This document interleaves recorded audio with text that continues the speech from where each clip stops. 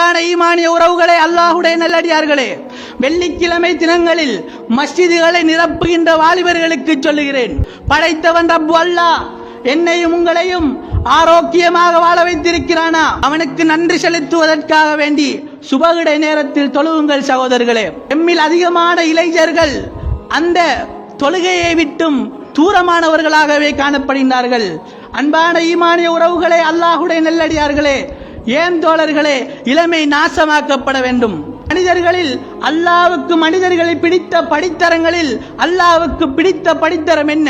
அல்லாஹ்வுடைய தூதர் சொன்னார்கள், நாளை மறுமை நாளிலே எந்த நிழலுமே இல்லாத அந்த சந்தர்ப்பத்திலே கோடான கோடி மைல்களுக்கு அப்பால் இருக்கின்ற அந்த சூரியன் ஒரு சாணுக்கு அப்பால் நிப்பாட்டப்படுகின்ற அந்த நேரத்திலே மனிதர்கள் எல்லாம் செய்த பாவங்களுக்கு ஏற்ப தத்தளித்துக் கொண்டிருப்பார்கள் அந்த வியர்வையில்.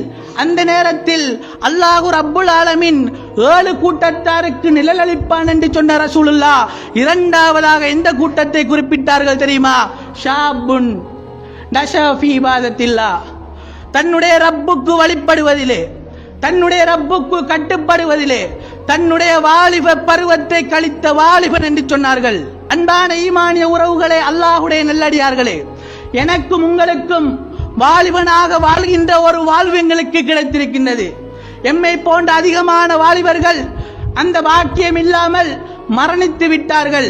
ஆனால் என்னையும் உங்களையும் படைத்த ரப்பு அல்லாஹ் எனக்கும் உங்களுக்கும் அந்த பாக்கியத்தை தந்திருக்கிறான் என்றால் நாங்கள் ஏன் தோழர்களே எங்களுடைய அந்த இளமை பருவத்தை நாங்கள் வீணடிக்கின்றோம்? இதை வீணடிக்கின்ற போது எங்களுடைய உயிரை அந்த ரப்பு அல்லாஹ் கைப்பற்றினால் எங்கள் நிலைமை என்ன சகோதரர்களே? ஒவ்வொரு வாலிபர்களுக்கும் உள்ளத்திலே ஆழமாக பதிந்து கொள்ளுங்கள். நாளை மறுமை நாளிலே எந்த நிழலுமே இல்லாத அந்த சந்தர்ப்பத்திலே அந்த வாலிபர்களுக்கு அரசினுடைய நிழலை பெறக்கூடிய ஒரு சந்தர்ப்பம் இருக்கிறது என்பதை மறந்து விடாதீர்கள்.